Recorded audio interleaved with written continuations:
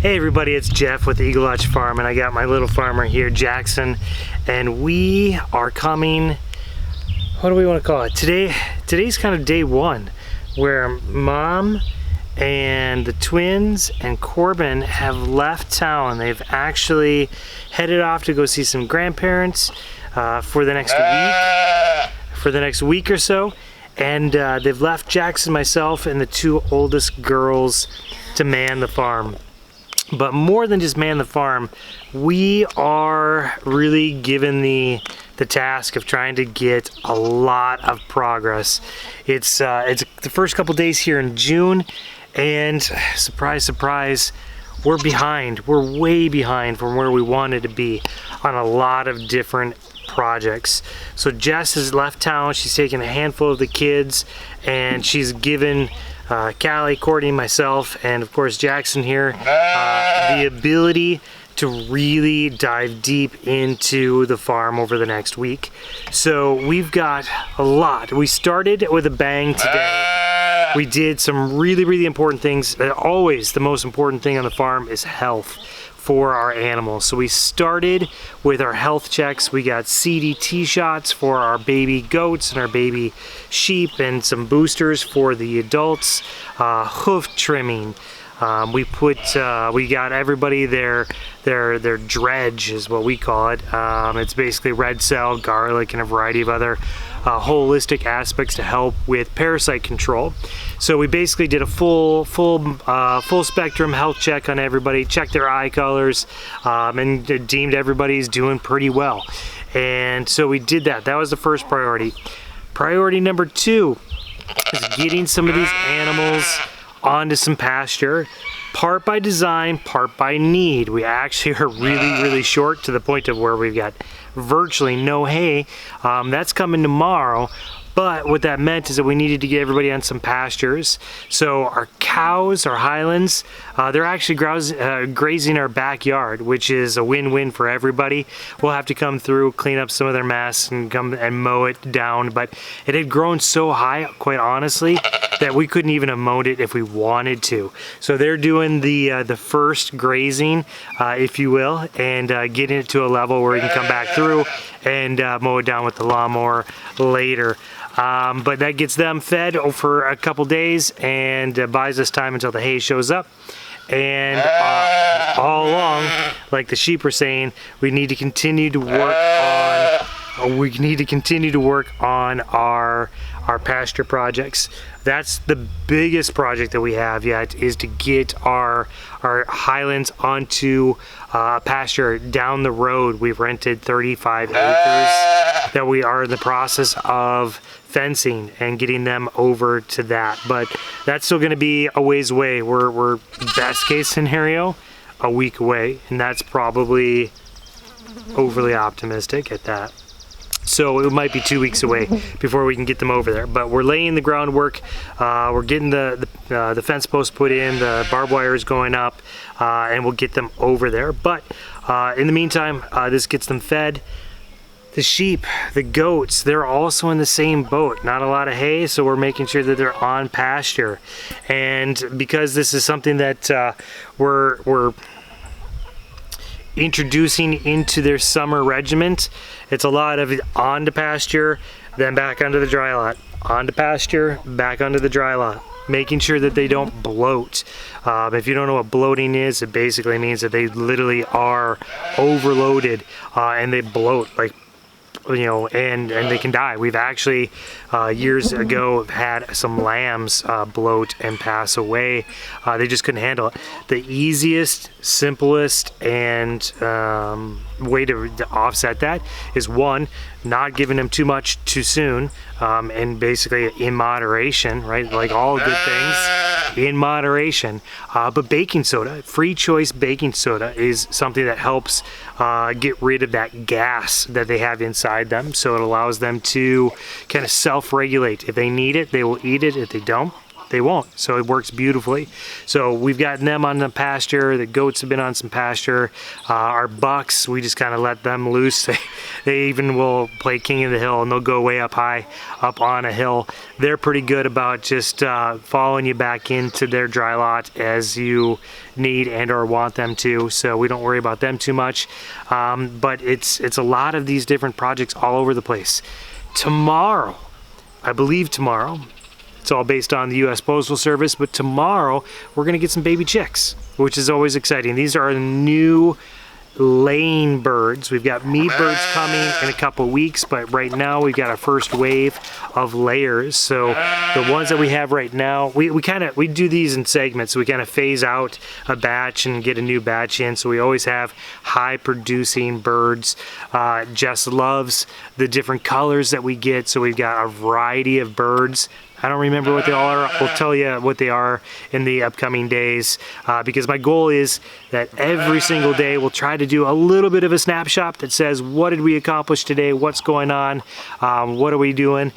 Just to give you a little glimpse into our lives and what's going on the farm all the way around. And so we got baby chicks coming tomorrow, which means I still yet tonight have to do some final prep work for their arrival. We fortunately, it's like all God graces every new parent, right? They don't just start running and flying day one. They're little babies, so they're going to be contained. But we've got some new fence work that has to go on. We actually had a tree fall and just crush a fence here a couple weeks ago. Crushed, a gate had to be replaced. So we've got a lot of work to do all over the place, but it's baby steps. Step number one is to get them in to their little hut that we have. It's a house for Nico during the winter, but in the summer it acts as a house for our chickens. And so we're gonna get that prepped, that ready.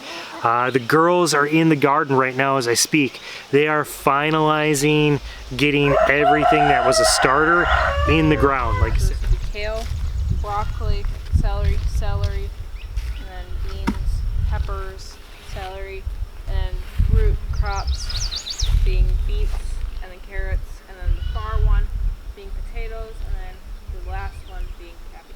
In the ground, like I said, we're a little behind. We are up in mid to northern Wisconsin, so our season is short. We got maybe a 100-day growing season here where we're at in our zone. So Memorial Day is kind of that unofficial get things in the ground, and like I said, that was last weekend, so we're about a week behind in getting everything in. So they're literally finishing that off as we speak. Later in the week, we've got a couple other projects that we're going to put some direct to soil seeds in for watermelons, pumpkins, some of those vine-like plants. So we'll come back to that here later in the week, but for right now it's all the peppers, the tomatoes, the cabbages, the lettuces, all those things are in the ground as of tonight. What else do we got? Jackson? Let's see, we got to get a new paddock for our dairy cows. They've been in a dry lot for a while, and they got to get into a new spot. So we've got our dairy cow Sweet Pea, her calf from several months ago, Poppy, those two, but they've got a partner, and that partner is Hazel. Hazels are almost 2-year-old Highland. She'll be 2 here in September.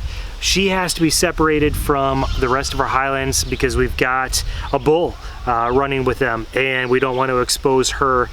She's not going to be ready for about another year before we can put her with the bull. So we got to keep her separated. So it's a little tight space. There's 3 of them, and we've got a dry lot, and we're putting in new fencing.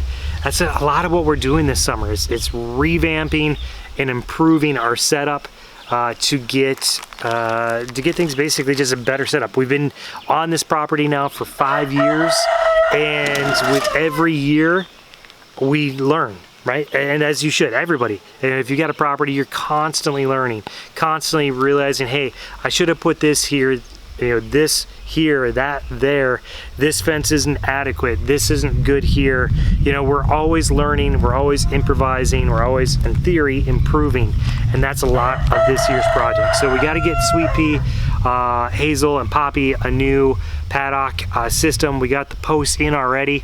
Callie and Courtney are going to be working on taking some of the electric snaps that are on the T-posts, because we're going to actually put some barbed wire up for them, because it's going to be more permanent. We like the concept more of a permanent rotational grazing, if that makes sense. So in other words, we've got permanent fencing in place, but they go from paddock to paddock to paddock. I know a lot of people do, rotations with electric fencing, and that's great. But, and I do a big but and pause, because we've had a lot of issues with electricity. We just have. In fact, we've had issues with electricity just in the last couple days. Power breakers pop, solar panels aren't, enough, or they get, sapped because of things that are, the plants, winter where it's not enough light, you name it. Sometimes it just doesn't work as well as we want. But maybe more importantly than anything is the time to move mobile fencing from day to day to day to day to day takes a lot of time. We're seeing that just in this week where again, we've been almost exclusively pasture feeding our animals. It takes a lot of time. I've got a full-time job. Jess has got a full-time job in terms of being a mom and a homeschool teacher. So we're constantly going. We've got a couple little guys running around. So it's not easy for us to just commit all day, every day into our farm, our homestead. As much as we'd like to, it's just not realistic. So for us, it's easier to bite the bullet the one time, put the fence posts in, get everything set up with legitimate long-term fencing, and then open a gate, close a gate, open a new gate, close that gate, right? And moving them that way. It's more expensive up front and it's more time up front, but the ongoing day-to-day piece, hopefully it will pay dividends. It certainly will for us and our lifestyle and all the commitments that we have. Let's see, what else do we got? Pigs. We got our pigs. So our pigs, they're fine. They've been on autopilot. They're happy at the moment. That's the piece. At the moment, our goal for this year is to get them rotating as well. We're actually been training them on electric wire, which they have respected. But now they're on the cusp of kind of moving them away from their home base and giving them some land. We've got the Highlands off a spot that they have kind of shared, so to speak, and now we got to push the big piggies out of the nest and see if they can handle obeying the electric fencing when there's nothing else to prevent them from going anywhere. Right now they're respecting the electric lines. But there is hog panel and there is like wood boards that are basically we'll call it a backup. So it hasn't been an issue thus far, but when there's nothing past that wire, hopefully they'll be good. But the good news is this year is we have been doing some effective bucket training, and so they have followed me around like a Pied Piper on a couple occasions at the beginning when they got out and they kind of snuck through some things. So I don't anticipate them being a problem even if the wire doesn't work, but we really, really want the wire to work because we want to use the pigs for our property. We've got a whole spot that we have literally cut down trees. So it's 7 acres on our property that we have cut down trees that is going to be a future cow pasture. But right now it's a lot of undesirable grasses and weeds and crap that we don't want, at least for our cows. So the pigs are eventually going to get to that point. They're going to root all that stuff up. We're going to reseed it, and then hopefully in the coming seasons it will be an actual pasture for our cows. And let's see, so that's a big thing. What else we got? Let's see, we talked about chickens, we got pigs, we got more fencing and more paddocks for all the animals. We want to do more for the goats. The sheep are actually pretty straightforward. We got them taken care of, and we're going to actually put them out into a spot here in just a moment. Chickens, I don't know. That seems like that's a lot. Not to mention, of course, we got Jackson here. The temperatures are going to be in the 90s and straight sun, no cloud break whatsoever. So we're going to have to battle both the desire to do a lot, but keeping ourselves healthy and in check. I think maybe Papa needs to worry about that more than anybody, because I kind of just go, and don't like to stop, especially when we've been given a blessing like this to get a lot of projects done. But let's see, we've made some progress today. Health checks, some paddocks, some gardening, some loving of babies, right? All good things. So that's where we started, and like I said, this week I'm going to try to do something quick, maybe not as extensive as this, but a little bit of sample of everything that we've been doing, because our goal here in the very, very near future is to really become more comprehensive, both within this channel here at Eagle Lodge, as well as our sister channel, which is the Life Around the Lodge, and that is one that's more lifestyle, homeschooling, cloth diapering, diet stuff, cooking. It's a lot more of those types of things, where this, if we stick to our intended plan, is going to be really driven on the farm and what we've got going on in terms of animals and property and things of that nature. So we're trying to divide it up, knowing that some people are more interested in some things than others, but either way, that's the plan.